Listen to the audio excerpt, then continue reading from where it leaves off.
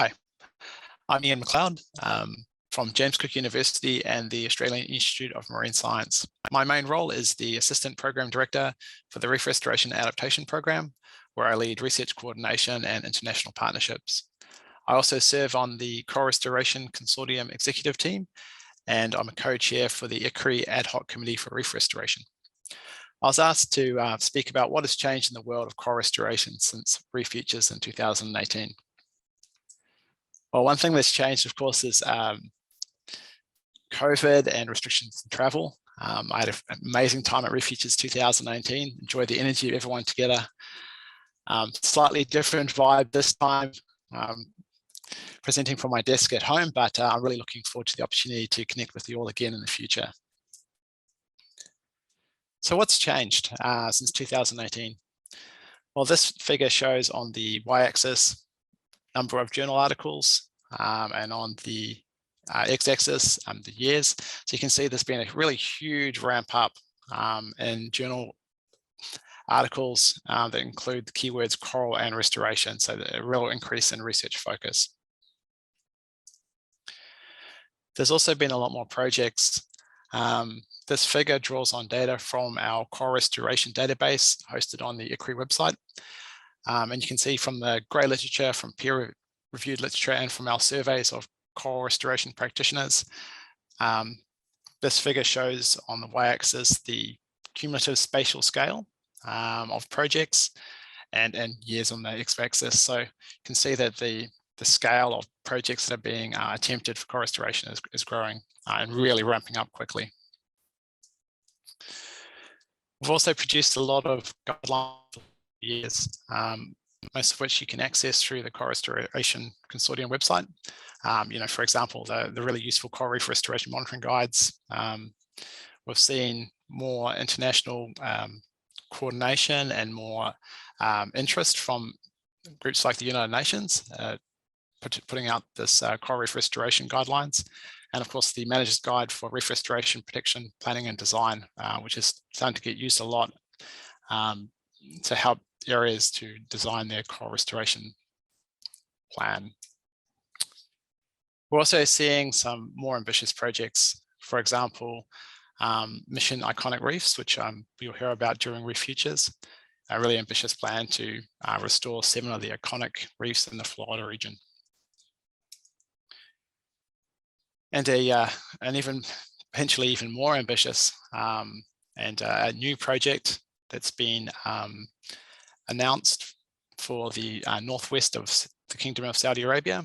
It's actually a 100-hectare coral garden build around Shusha Island. So that's the largest scale coral restoration build that's been attempted so far. We've also seen more international coordination, and I think that the Coral Restoration Consortium has just played such an important and pivotal role in this, bringing together so many managers, scientists, and practitioners. I've really been honoured to be part of that shared energy and shared journey. As mentioned before, there's also a lot more interest from international bodies, and this is really drawn to focus through the UN Decade of Ecosystem Restoration, which kicked off this year and will go until 2030. And that includes marine restoration and coral restoration, as well as the primary focus, which is on terrestrial restoration.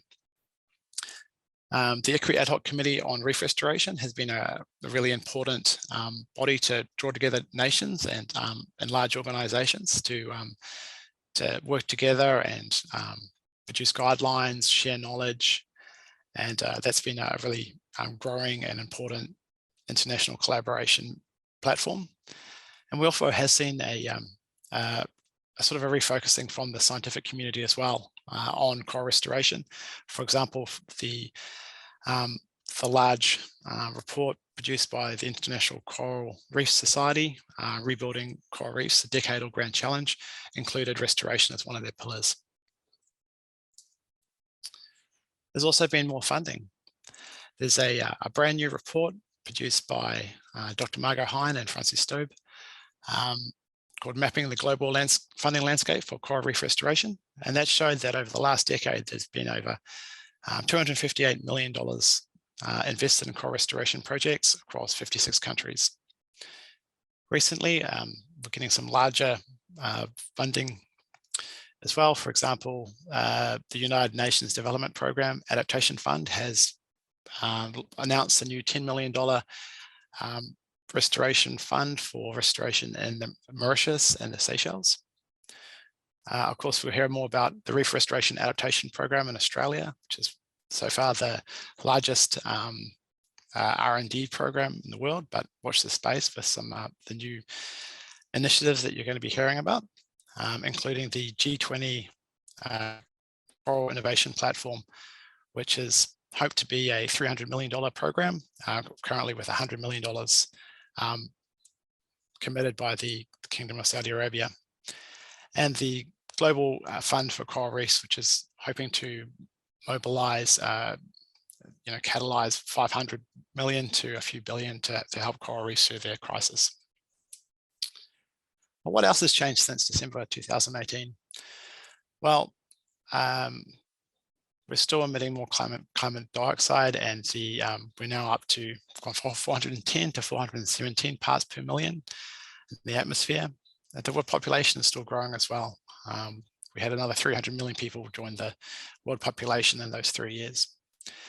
And if you had a chance to read the brand new Global Coral Reef Monitoring Network report, one of the main findings from that is that coral cover has declined 14% since 2019. That's roughly the size of all the coral reefs in Australia that we've lost.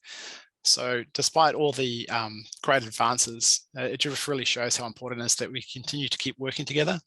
And we also need to focus on that messaging that coral restoration is important, but also we need to focus on climate change mitigation as well, and also not forget about reducing those local threats, because although coral restoration is scaling up, it doesn't match the scale of the challenge at the moment. So the other thing is we've got to keep in mind that we need to be thinking about building the reefs and restoring the reefs for today, but also tomorrow.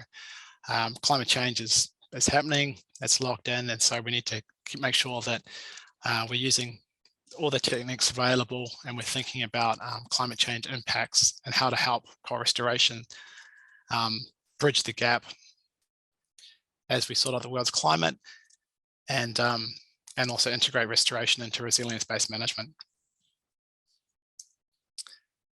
So that's all from me. I just want to say thanks so much for the chance. I've enjoyed listening to all the talks, and I'm really looking forward to working together in 2022. Thank you.